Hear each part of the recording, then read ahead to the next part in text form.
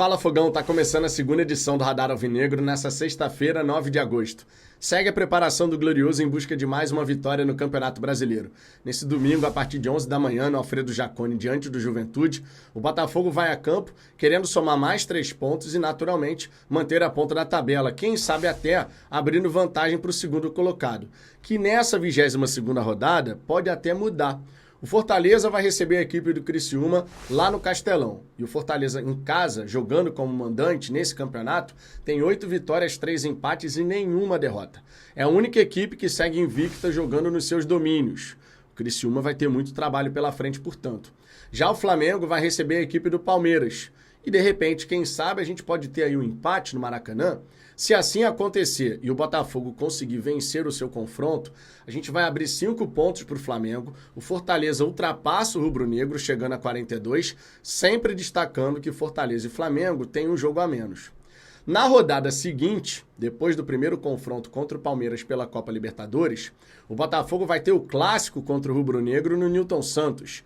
Nesse cenário, tendo vencido o Juventude, Palmeiras e Flamengo empatando, e depois, no Clássico, o Glorioso saindo vitorioso, a gente vai poder abrir 8 pontos de vantagem para o Flamengo, que mesmo com um jogo a menos, que é fora de casa contra o Internacional, a gente não faz ideia de quando esse jogo vai acontecer, é verdade, mas a gente pode dizer que vai ser um jogo difícil. Jogar contra o Internacional em Porto Alegre sempre é complicado, independente de qualquer coisa. Mas ainda assim, o Botafogo vai poder ter uma vantagem muito boa mesmo. Sempre lembrando, o Flamengo segue vivo na Copa do Brasil, está na Copa Libertadores, assim como o próprio Botafogo, e de repente, ao fim desse mês de agosto, a gente pode ter o Flamengo nas 3 frentes ainda, caso eliminem o Bolívar, são favoritos, e o Botafogo em 2 frentes, assim a gente espera, o Botafogo tendo eliminado a equipe do Palmeiras. O Flamengo, portanto, vai ter que dividir a atenção mais vezes do que o Botafogo, e isso pode ser muito favorável nessa corrida pela taça do Campeonato Brasileiro. Eu já disse aqui no canal que eu não vou descartar a equipe do Fortaleza. Eu sei que em termos de profundidade de elenco e tudo mais, o Fortaleza pode sentir a maratona de jogos à medida que a gente for se aproximando ali da reta final do Campeonato Brasileiro, 30ª, 32ª rodada. A gente sabe que isso pode acontecer porque é rotineiro acontecer no Brasileirão de uma equipe que tem menos profundidade de elenco começar a sentir o desgaste. Mas é aquilo, o Fortaleza só está também na Copa Sul-Americana. O Fortaleza vai poder descansar quando tiver semana, por exemplo, de Copa do Brasil. Eles não jogaram nesse meio de semana, só para a gente ter como parâmetro. Então eu não vou descartar. O trabalho do Vojvoda está muito bom. Eles devem vencer a equipe do Criciúma, são favoritos para esse duelo, sem sombra de dúvida, e tem um jogo a menos em relação ao Botafogo. Por isso mesmo que é tão importante a gente vencer o Juventude. E para isso, a gente não vai contar com alguns atletas. O Luiz Henrique está suspenso, tomou o 3º cartão amarelo diante da equipe do Atlético Goianiense. O Tietê foi expulso, também não vai poder jogar. Uma outra dúvida, que acaba se tornando ainda mais forte, é Tiquinho Soares. O Botafogo publicou um vídeo na Botafogo TV sobre o treino que foi realizado. O Marçal apareceu fazendo a sua atividade normalmente. Então dá pra gente imaginar que ele vai estar nesse confronto contra o Juventude, pelo menos relacionado. Se vai jogar, se não vai jogar, são escolhas do Arthur Jorge. Mas pelo menos relacionado, a expectativa é essa. Só que o Tiquinho não apareceu em imagem alguma. E o Tiquinho estava sentindo dores nos joelhos. Foi a última informação que a gente teve. Então, de repente, o Tiquinho Soares está sendo preparado para poder ficar disponível de fato contra o Palmeiras. Dessa maneira, dá para a gente imaginar um Botafogo que possa ter o John, Matheus Ponte, afinal de contas só temos ele, o Damian Soares é carta fora do baralho, isso já está muito claro, sinceramente. Na zaga, Bastos e Barbosa, ou Alter e Bastos, ou Alter e Barbosa, dependendo, se de repente os índices do Bastos apresentarem que ele está precisando dar uma descansada. Esse trio de zaga aqui, eles vão rodando, né? Vocês sabem disso, o Bastos normalmente é titular, mas se necessário for, claro, ele vai descansar. Na esquerda, fica a dúvida, Cuiabano ou Marçal? O Marçal estando disponível, será que o Arthur Jorge poupa ele para o jogo contra o Palmeiras? Ou ele vai com o Cuiabano contra o Palmeiras e Marçal contra o Juventude? O que você faria em relação à nossa lateral esquerda, pensando na dificuldade dos duelos?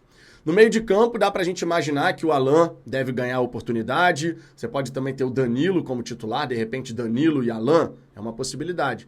Dar uma descansada no Gregory e no Marlon Freitas, que devem ser titulares contra o Alviverde, né, na Copa Libertadores.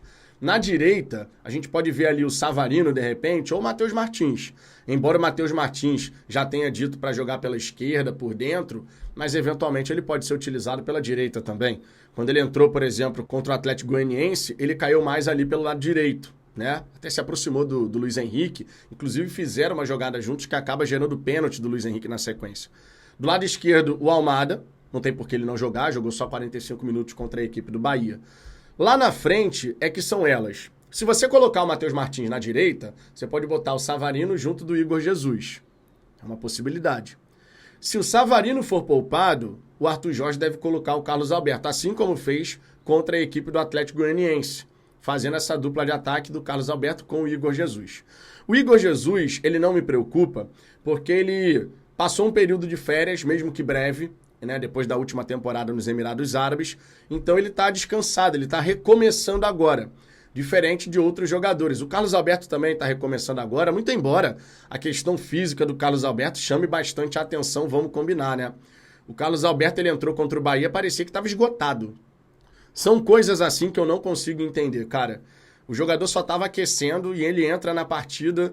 Nitidamente ali você olha ele dentro de campo, a própria marcha, né? O jeito que ele estava correndo para a bola, meio desengonçado, como se estivesse realmente cansado. Não sei se você teve essa impressão, mas eu fiquei muito nitidamente com essa impressão. Queria saber sua opinião sobre isso também. Agora, Fogão, uma outra questão que vale destacar nesse vídeo é que o Botafogo hoje vai anunciar a nova camisa. De repente, quando você estiver assistindo ao vídeo, isso até já aconteceu, né? A segunda camisa aí da temporada, finalmente, né, no dia do Botafoguense, finalmente, a gente tendo aí esse anúncio que é tão importante, tão especial, porque afinal de contas estava todo mundo na expectativa, né? Como que vai ficar essa camisa do Botafogo?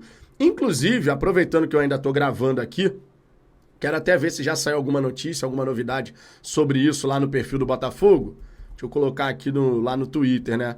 Vamos ver se já teve alguma novidade. Não, só teve a última publicação ali 1 hora atrás, um pouquinho mais de 1 hora atrás.